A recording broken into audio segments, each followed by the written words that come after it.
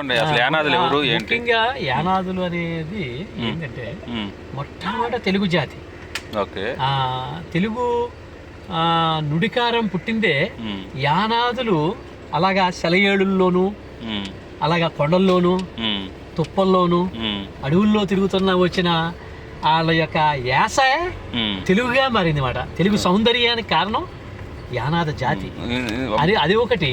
ముఖ్యంగా యానాద తల్లుల మగవాళ్ళ సంపర్కంలో జరిగిన కులాలే మొత్తం ఈ తెలుగు జాతి కులాలన్నీ.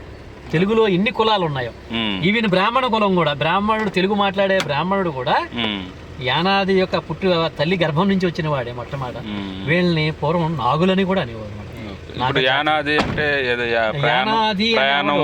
ఆదిలో ప్రయాణం చేసిన వాడని అర్థం అన్నమాట. ఆది అంటే మొట్టమొదట ఆదిలో మానవుడు ప్రయాణించిన వాడు అనేవాడే యానాది.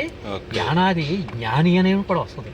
నెక్స్ట్ ఒక తరుణంలో రావణ బ్రహ్మ నేను యానాది అని కూడా అన్నాడు. అంటే జ్ఞానం చెప్పుకోవాలనుకుంటే ఆ జ్ఞానాన్ని యానాదిగా కొలుస్తారన్నమాట. యానాది అనుకుంటాడు అనమాట. ఆదిలో వచ్చిన వాడని అర్థం అన్నమాట. అందుకని యానాది ఎక్కడా తక్కువ కాదు, అది చాలా పెద్దది.